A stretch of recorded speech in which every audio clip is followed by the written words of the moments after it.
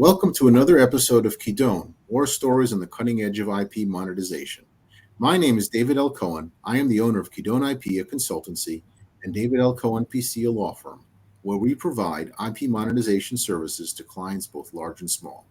Every episode, I interview other subject matter experts and leaders in the wide world of prosecuting, asserting, analyzing, monetizing, and defending intellectual property rights. You can catch the show on YouTube, LinkedIn, Apple Podcasts, Google Podcasts, Stitcher, Spotify, and many more. Today we're talking with Guan Huat Khoo of the Skrine law firm in Malaysia. I first met Guan Huat while I was at Vringo when I was developing a global SEP monetization campaign, Standard Essential Patent Monetization Campaign, in which he and his firm played an important role.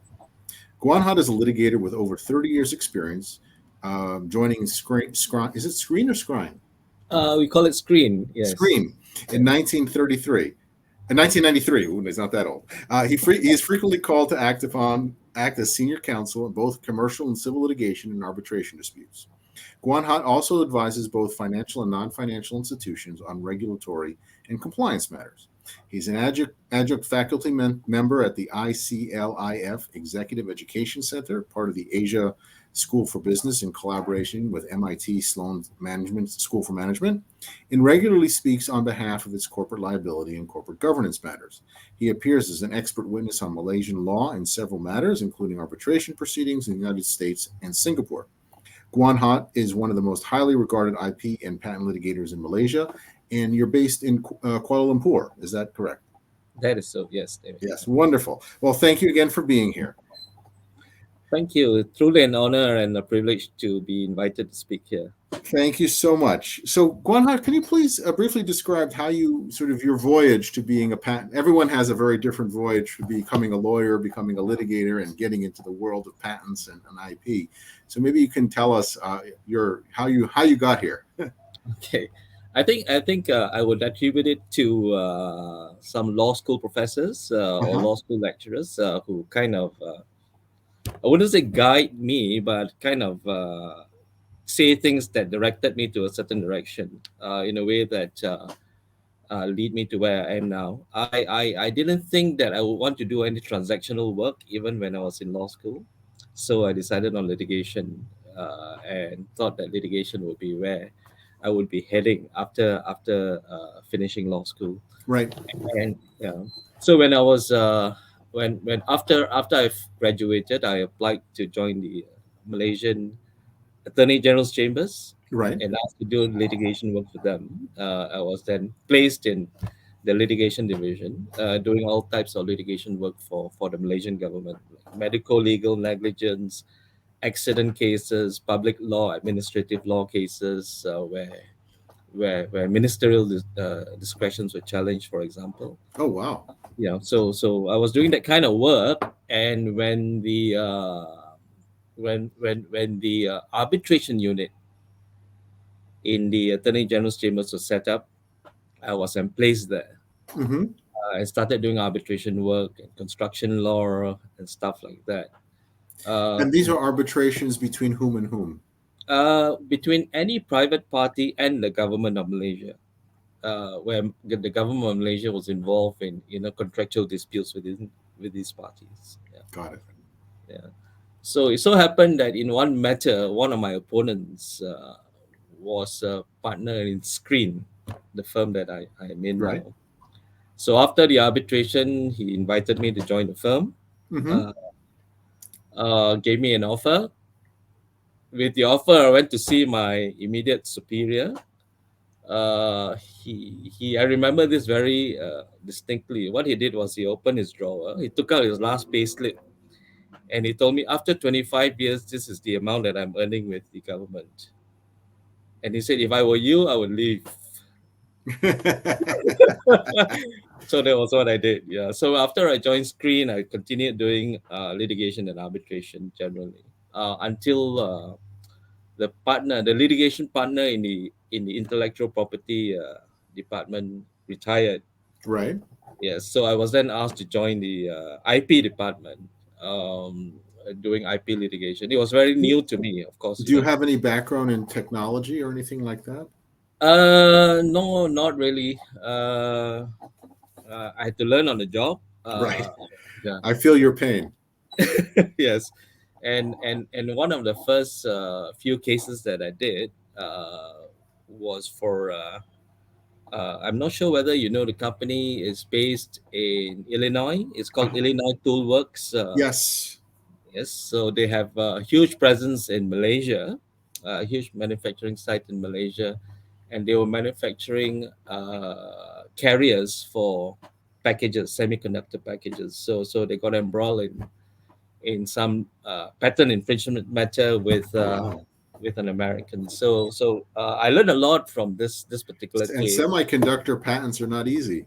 Yes, yes, and I work with some brilliant people as well. One of whom has become a Lord Justice in the English Court of Appeal. He Oh was then a wow. barrister, became a Queen's Counsel, judge of the High Court, now a judge in the Court of Appeal Oh, in what's England. his name? Colin Burrs. Oh yes, I know I'm Colin sure you've Burns. heard of him. Yeah, he's And given he's a nice, such a nice man, yeah, honestly. and he's given so many excellent judgments. I think Yes. since he was elevated to the High Court. So I learned a lot from all these brilliant people. So I hope that has also helped enhance my knowledge of Yeah, IP law and patent that's law. the way to learn it. So Yeah, briefly for our listeners who may not be as familiar, and they're like wondering why is a British barrister involved in Malaysia? How does the can you briefly describe again at a high level? No reason to get too sure. pedantic. So Malaysia has a very strong British influence in the legal system. It is. Yes. And so, can you please briefly describe sort of the sources of law in Malaysia and how litigation works? Is it like Britain? Is it something very different? Well, Malaysia is part of the common law jurisdiction. Malaysia, of course, some Malaysians don't like it when we say this. Malaysia was colonized by Britain at one time Right, and got its independence in the 50s from the UK. But then what has happened is that there are some statutory provisions that allow the importation of UK law to be adapted to Malaysian conditions. right. Right. So patent law specifically was something very new in Malaysia about 20 years ago, for example. Oh, I mean, wow. uh, not many people were We're thinking litigating. about it. Yeah, Yeah, not many people were litigating patent matters. We had our statute that was enacted in 1983, but it took a bit of time for it to gestate. I mean, the cases to right. Of gestate and course. for litigation to occur. So what had happened was because patent law was fairly new in Malaysia, we had to seek some guidance. Our knowledge was limited, so we had to Right, seek some guidance from a more matured jurisdiction, particularly on the issue of I think construction of claims right, when it involves whether to prove infringement or to prove validity because you've got different methods of construing claims in different jurisdictions. You right, got the right, doctrine of equivalence in the US, you got the doctrine of purposive construction in other countries. So we've got to learn about all these things, and that was when we consulted British barristers right. for assistance as well. Yeah. And so a lawsuit or litigation in Malaysia does it have a barrister solicitor split like it does in the UK, or does Well, in Malaysia, we practice, our lawyers practice more like the American lawyers. okay? The firm I starts, hope they're better behaved. uh, well, it's relative. So the firm does all the legwork, drafting of pleadings, documents, injunction papers, cost papers, and so on, filing. And then we've got the right of audience in court as well. Oh, okay. Yeah, so being we have a field profession. We are called advocates and solicitors. So we do both solicitors and advocacy work. Right, But by and large, I think over time, the solicitors work would now in my firm anyway will be done by a group of specialist lawyers, right, specialist IP lawyers. Yeah. So as and when they need counsel to appear in court, perhaps to argue certain contentious issues, you know, I would come in and help them kind of Right, right, these right. arguments. And that's natural in any highly specialized field. That happened in the States too, in the U.S. as well. And so is it? There's no jury though for patents, There's no jury. right? It's in front of and is there a I recall that there was a specialized court that was being created for Yes, patent. the court is still there. There's a specialist IP court. It's not a specialist patents court. Oh, I It's see. a specialist IP court Oh, generally. okay. Yeah. The unfortunate thing about it is the judges do get Well, transferred and promoted from time to time. So you've got a high keep turnover of educating them. them. Yeah. So yeah, you're right. Yeah. So we've got to deal with new When judges. COVID's over, you have to start sending them to the Fordham IP conference in New York to meet all the other judges. That's right. I think I'm not sure whether they do go. I'm not sure whether Malaysian judges go there or not, but I know that lots of judges from other countries do attend Yeah. the Fordham meetings. Yeah. And the procedure is it sort of a like the UK where you have some sort of discovery pleading period, then a discovery period, then an expert period, then a traditional trial. Yeah, it mirrors the UK procedure. We've got, of course, the pleadings period and then the discovery period. Where expert period is concerned, it depends on the judges. The judges may want the experts to meet in advance and agree on issues, or Sort of it like may not hot necessarily be tubbing the in case. Australia. Hot tubbing, they call it, yeah. Or it may not necessarily be the case as well, depending on how the court wants to run The case, I see. particular It's case case. by Yeah, case. yeah. Excellent, excellent. So it's sort of a fusion between, it sounds like, Australia, US, the UK, with a very strong Malaysian flavor to it. Is that Yeah, sort of yeah. Except that we don't have the US equivalent of a Markman hearing. right? So we try our infringement validity all in one action, even construction of claims in the same action, in the same trial. I mean, Yes, so yes, like the old fashioned way. yeah, And there's a separate Malaysian patent office, there's a separate Malaysian patent office that's part of the general Malaysian IP office. right? Right. Yeah. And those patents, they come either from a WIPO patents, PCTs, or they're separately individual Malaysian patents. Yes. Well, yes, there are PCT national face filings here as well. There are also the usual, Right, right. Paris Convention filings Paris on conventions, exactly. on And the and local. is there a separate proceeding before once a patent has issued? Is there a separate proceeding to try to nullify it, or is that doesn't exist? Well, now that you ask this question, there's a new development in Malaysian patent law. Our Patents Act had recently been amended.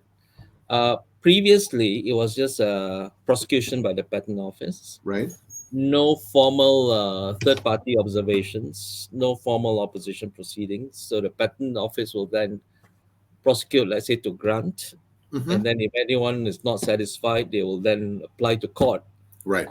to revoke or invalidate the patent, the granted patent. But the recent amendments had introduced uh, the ability for third party to file the observations during prosecution stage, During prosecution, still though. during prosecution. And if the patent goes to grant, there's also now a new procedure called the post grant opposition.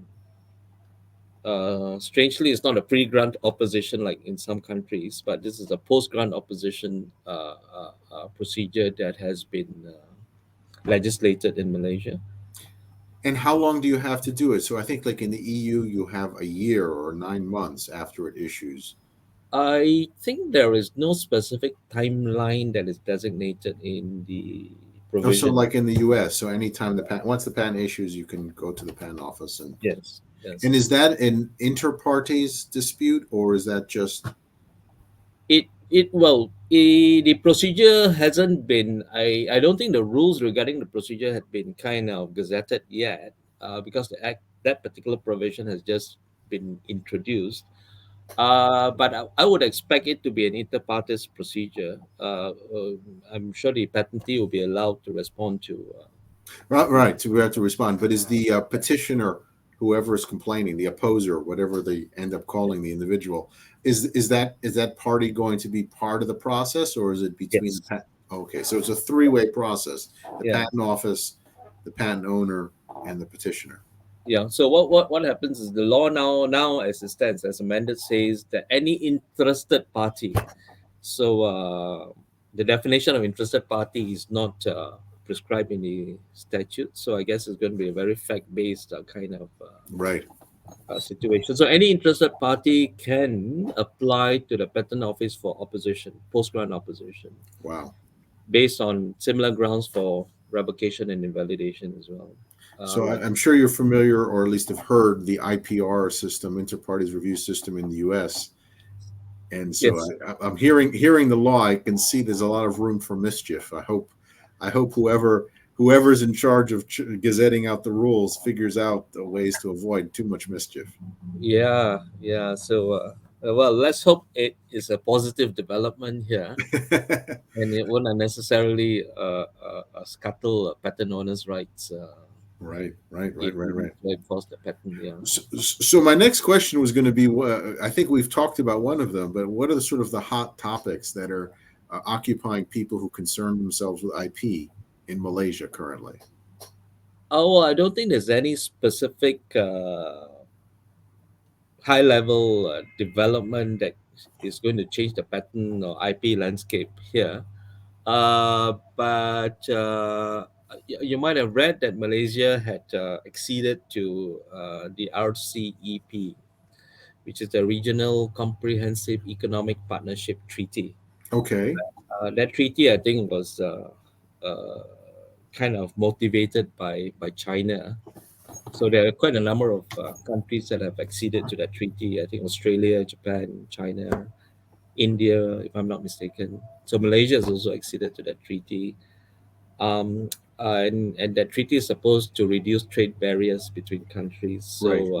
So I think our IP laws will also be kind of streamlined towards Harmonization somewhat yeah. with the procedures. Yeah, but it'll hopefully bring more trade, but then it'll bring more IP disputes, which will make It will, yeah, and not necessarily only IP disputes. I guess like for example, I have a client who had a business in the US and also business in China. right, Because of its dealings with China, it had to face some sanctions in the US as well. So it had some kind of effect right. in the US in its US business because of its businesses with China. So that I suppose is one of the issues that Yeah, no, I one of the big challenges we have now is the global trade wars, and of course the supply chain disruptions, and the splitting of the sort of the bifurcation of I can or decoupling, I should say, I think is the word the economists use, between the sort of the Western bloc, whatever that may mean, and the Chinese bloc, which I guess presents a number of opportunities for countries like Malaysia to be an alternative place for high tech industry. I think it does. Malaysia like to see itself as a big manufacturing state, uh, Hmm. and with low cost. So a number of, I suppose, companies do kind of set up uh, facilities, factories in Malaysia to do its manufacturing. So in a way, I think Malaysia has one foot here and one foot there as well. Because there's In still also a lot of Chinese companies in Malaysia, if I recall. Yes, Yeah, yes, you're right. Yes. it's a delicate. So I guess if you were to tell what are some things that if you're a foreign IP rights holder, or if you're an IP professional who's not based in Malaysia, not particularly familiar with Malaysia, what are some what should they why should they consider Malaysia as part of their IP strategy Well, considerations? I suppose it depends firstly on what sort of or how much businesses they might have in Malaysia, how much. But in terms of IP, basically Malaysia has got quite a stable IP regime. We are we are part of TRIPS. We are part of Paris Convention. We are part of PCT. We are part of uh, Budapest and Bucharest. So a lot of like you say, so there's a lot of harmonization of international IP laws within Malaysia. Right. So there is, if they're familiar with general IP laws in other countries, they would also be familiar with IP laws in Malaysia, subject to the nuances Right. Of all the that might nuances. Yeah. occur here and there. Yeah. How much would you say it costs to file a standard or typical or patent litigation in Malaysia from the beginning to the end? Uh, Is it? I It's think cheaper than the UK, I imagine. I think so. Yes, and it's cheaper than most countries, even within the Southeast Asia region. Oh, really? Yeah, I would imagine that in terms of US dollars, one may be looking at between 500,000 and a million US dollars From the if beginning to it's going to be a contentious matter. and how long will it take to get to a judgment usually? Again, it depends. Obviously. My quickest case was less than 2 years to judgment. It could go up to even between 3 and 5 years, Right. depending on the availability of the court dates, the expert witnesses dates, and so on. Right. And do you have to use experts from Malaysia, or is the use of a foreign expert a challenge, or Okay. There is no requirement to necessarily use Malaysian experts, but in my experience, the foreign experts have been more useful when it comes to making better presentation in court, insofar as their evidence is concerned. Particularly because I think they are more, or generally more articulate than Malaysian experts, right? and they are more used to making presentations. I Right, think. in the court. And what Yeah. language are the proceedings conducted in? We typically do them in English. Oh, really? Yeah, yeah. Although when we file our court papers, we file them in both the Malaysian language and the English Yeah, I language. remember that, and I was like, I didn't know I spoke Malaysian so well. um, yeah, so that's so it's around it's 2 years and under $1 million for a moderately complex case. And are there still injunctions available? Injunctions, yes. Again, that depends on the usual tests for granting injunctions, whether that's irreparable damage and stuff Right. like that. But I guess it's like the UK, similar to the UK or Australia as far as availability of injunctions are concerned. Yes, very much so. Yes. Right. And how do you also have? I remember, but I don't know if we ever talked about this. But in France they have something called a saisie contrefaçon. I think in the UK they call it Anton Pillar process. Is that something that's used? So that's like a pre-suit evidentiary seizure process, basically. Yes, that's correct. Typically, if we wanted to file for Anton Pillar, we will file it together when we will file the application and the motion together when we file the suit. Right. Yeah, and Anton Pillar proceedings are heard ex parte, of course. And if we did get the order, then of course we need to appoint supervising solicitors to ensure that any search or seizure is properly done in accordance with the court order. I imagine that's important in, say, a counterfeiting type of arrangement, or uh, Yes, yeah, for people who are likely to destroy evidence. Yeah, yeah. It's a very powerful move if you can do it. it is. It is, and it can disrupt. Actually, it can disrupt legitimate operations as well. I mean, if the accused infringer wasn't infringing and were practicing a legitimate operation. It can disrupt the Right. operation. So and so like the UK or the Australia, is it a loser fee jurisdiction? Yes, generally, fee or the costs, as we call it, will follow the event.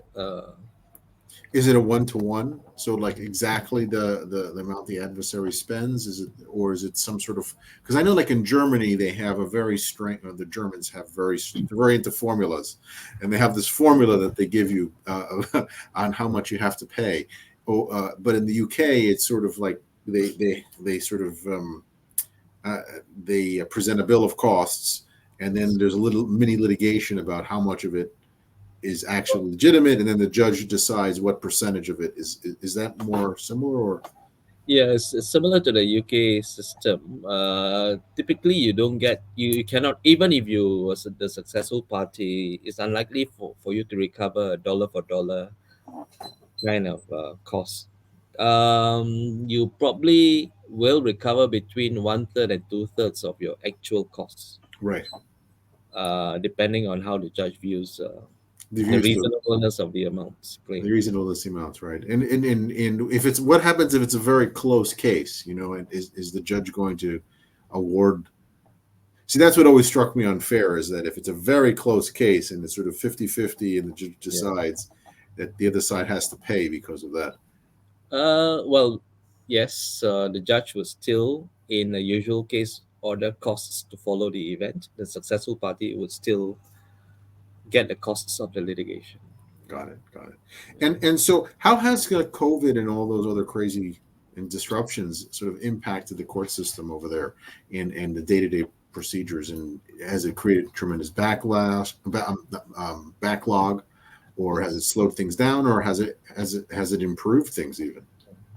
Well, the COVID situation about 2 years ago when it started, it did create a bit of anxious moments in courts as well. And the Malaysian government imposed what we call a movement control order that restricted movements. So, because of the restriction in movements, a lot of litigation matters were affected. But I think, thanks to the court decided to introduce online hearings, and they actually took steps to amend the law to allow online hearings to be recognized. Oh, okay, that's Yeah. really cool. So they facilitated online hearings by subscribing, of course, to Zoom and all these other functions. And the lawyers then were, of course, forced then to participate in online hearings, and that's where they got kind of used to online hearing these days. So the backlog is being cleared. It has started to clear since about a year ago, but I think the court is still trying to clear the backlog as a result of the COVID situation. Right. And do you think the court's going to keep anything about the anything that it imposed during COVID, post COVID? So will there still be virtual hearings or things like that? Yes, I believe so. We have been informed by the Chief Justice that do expect online hearings to be something that's normal even Right. post COVID. Yeah. I mean, I think we took before the call. I think before our talk, formally recorded talk, evidentiary taking of evidence is always a challenge. However you do it, and whatever safety guards you create when you do it virtually, but a lot of the times you run to court for basically procedural matters or scheduling, or even just argument, Yes. is can easily be done via Zoom or by virtual, and often would be much more efficient and cost effective for everybody. Yes. It is, however, I think a different kind of environment for especially the witnesses.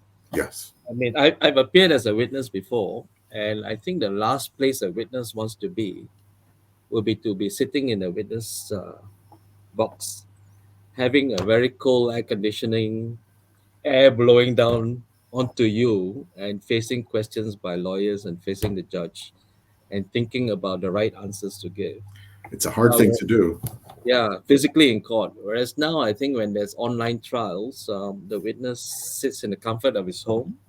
He does not feel the strange environment that he would have been in had he been testifying in court. So it does create a more relaxed atmosphere for a witness. So it does, I suppose, impact how a witness gives evidence. Yeah, For yeah, the honor. it's interesting. It's an interesting point. It's an interesting point. Have the global patent wars since the Vringo days, have they impacted a Malaysian scene? Have you seen anything interesting going on, or is it just sort of noise in the background? Well, I was a bit disappointed when Vringo settled his case in Malaysia. We were going to give it a good shot, I think, in trying the case here. But things kind of quietened down for a while, and things heating up again. There are new SEP filings in Malaysia. Oh wow, Yeah, so we are acting for one of the SEP owners in a suit against another company.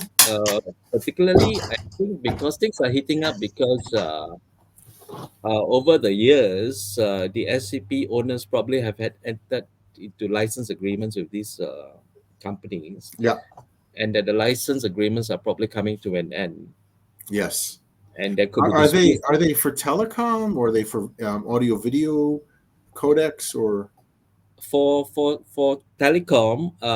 But there, I think there is also an audio video matter that has been filed, an MPEG? MPEG matter that has also been filed, but we had looked at the cost papers. It wasn't drafted as an SEP claim in that Right. MPEG matter. Yeah, Interesting. yeah. But I think typically because parties are now in negotiations or disputes over future royalty payments, and that's why the global wars are happening. For Yeah, yeah, and as though notwithstanding the whole decoupling I was mentioning before, it's still a very global world, it and is.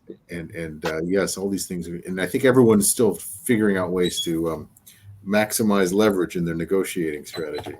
So, do you find that you have to interact with foreign lawyers a lot in these kinds of things, or you sort of um, give left to your own devices? Well, we do interact a lot with foreign lawyers, just like in the Vringo days. You probably had one lawyer in each kind of continent Yes. to coordinate Yeah, to if only coordinate. for the time zones, it's hard. Yeah. So this happens here as well. There's some coordination done by some international lawyers, and Malaysia is probably not in the crosshairs of all these disputing parties. Malaysia is probably an interesting jurisdiction only because maybe the sales Right. are good in Malaysia of the telco Well, it's also the equipment. manufacturing. If you can shut down the manufacturing and impact, at least from the way I would think about it, is if you can shut down manufacturing and impact the supply chain, Yeah, it could be that's right. pretty impactful as well.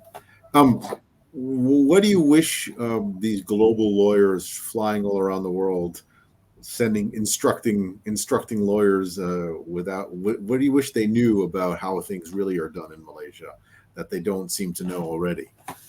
Well, I must say that those international lawyers, they are keen to learn. I mean, they do ask questions, and they do ask, for example, about you know if we were to file in Malaysia, but before we file, what happens if there's a question like an anti-suit injunction filed Right. somewhere else? So how do we deal with the situation in Malaysia? So we do interact uh, in this way, and talk things over, and try to strategize as to when to file, how to file, Right. who to file against, that kind of thing. Yeah. I always thought it was, all the jurisdictions are a piece in the puzzle of the grand strategy, and you just need to know how the pieces are shaped and how they work. And so it's good to see that you have. It's always nice when you're dealing with curious people coming to talk to you. Yes. Yeah. Yeah. And I think most lawyers, most international lawyers, they are very very clever people, and they do understand Of course, there will be, No, all. of course. I don't want you to besmirch your potential customers. Uh, well, listen, Guan, it was really special. Anything exciting going on outside the realm of law in Malaysia now? Any good reasons to come to Kuala Lumpur other than the weather? Well, the weather, as you know, is always good. We either have sunlight or rain, and nothing else. But Malaysia is a peaceful country. Politically, maybe a bit, a bit unstable at the moment because of the change of government from time to time. Right. But generally, the security condition is still pretty stable, still pretty secure country. We welcome you to come to Malaysia. I would love to come. I know. When I sent my colleague Josh, he used to have so much fun on the when during the downtime he would go do cool things, Yeah. and I wish I had an opportunity to come more, but hopefully in the future, in the near future, and I would look forward to both giving you work, but also meeting up with you in the near future. And if you ever come to the States, I'd love to meet with you as well. So, but thank you again so much for your time. It's hopefully been fun for you and interesting and enlightening to our listeners. And anyone out there, how should people get in touch with you, Guan Huat? Well, I can be located at my firm's website. That's skrine.com, skrine.com. And anyone can email me using my initials. Khoo is actually my family name, Right, right? So my email address starts with K, right, initial right. GH, KGH at skrine.com. Excellent. Well, listen, thank you again. And I know you're probably off to a very busy day. It's your morning. And I really appreciate you making the time to speak with me today. Thank you, David. It's truly an honor again to speak to you and be a part of the process that you are undertaking. Thank you. Thank you. Yeah.